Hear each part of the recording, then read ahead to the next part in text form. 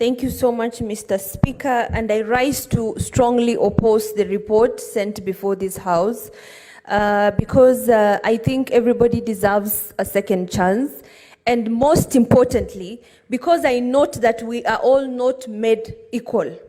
All human beings are made very differently, and there is no way that we all want to conform or confine human beings to behave in a particular way or express themselves in a particular way. For those of you who think they are gifted in expressing yourselves or projecting your frustrations, not everybody can be like you.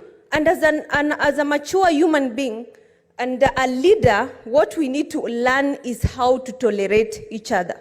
If you know that this particular person has this kind of character, then know how to tolerate that character and respect who they are, because we all have different characters. We all have different personalities. And again, secondly, let's not forget that we are talking about sexual harassment here. This is something that has been downplayed over so many years, and a lot of us have gone through so many frustrations of refusing to be employed because of sexual advances from particularly the men. Not only that, there are also young men in offices who I know have gone through a lot of sexual harassment from ladies, older ladies. And I'm very frustrated as a young person in this country, because that has been the norm within this nation, that somebody will be asked for sexual favors. If you don't conform, you remain jobless. And while at the same time, a lot of people are losing and missing opportunities because of this thorn in the flesh.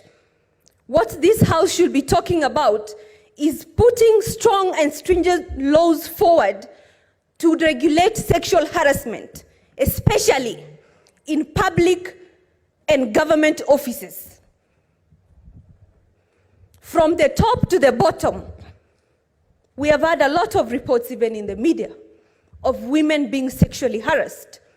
And right now, to the public, what they see is a young, assertive woman who rose and defended against sexual harassment. A lot of times, we might see different things in the House, but what does the public see? What does the public see? And a lot of times, when assertive women come out and defend their position on these issues, their heads are pressed down. The thing this House should be discussing is how to prevent sexual harassment. And a lot of times when the victim has been harassed, you are not in a position to get evidence. Things flow and you don't have evidence.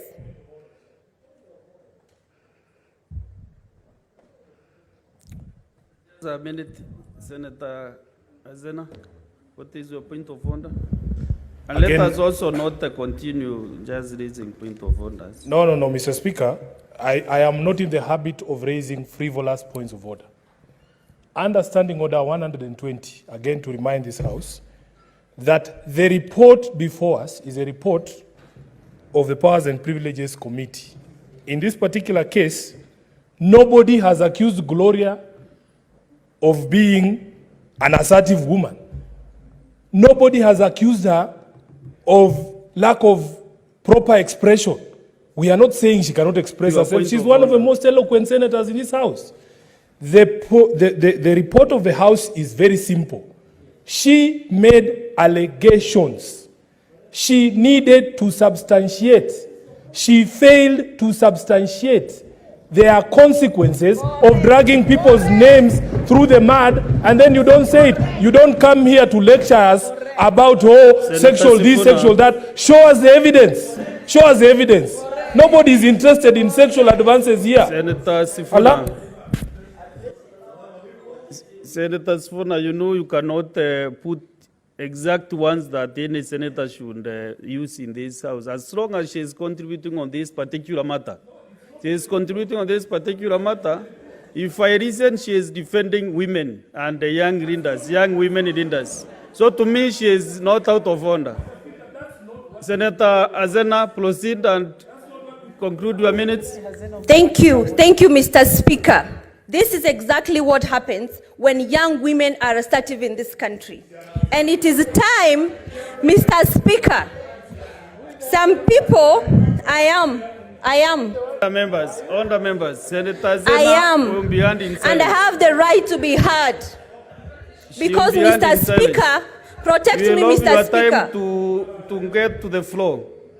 We will have your Protect me, time. Mr. Speaker, from people exhibiting chauvinism, male chauvinism. Senator Zena, stop addressing members. Just proceed and conclude your Thank you. contribution. Thank you, Mr. Speaker. Sifuna, Mr. Speaker, Senator Sifuna does not utilize my eyes. I do not use your eyes to read the report, nor do you live with me. There is no way you will know if I read the report or not. So stick to your lane. Senator Zena, stop addressing members directly. Address the chair kindly. Thank you, Address the Mr. chair. Speaker. Mr. Speaker, as I continue, like I reiterated, that what we need to discuss in this house is how to protect people and young women especially from sexual harassment. Why? Because a lot of times when these allegations are made or we have cases like this, a lot of times it's thrown under the bus because there is no evidence. And in a lot of instances when this is happening, you do not even have time to get evidence.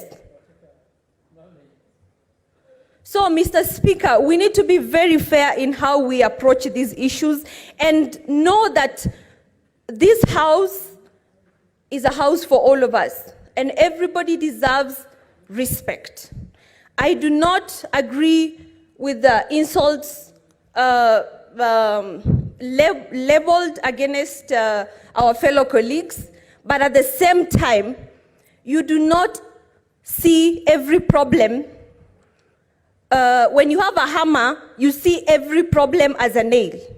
We must not use hammers to correct or guns to deal with very small problems. Thank you, Mr. Speaker. Thank you.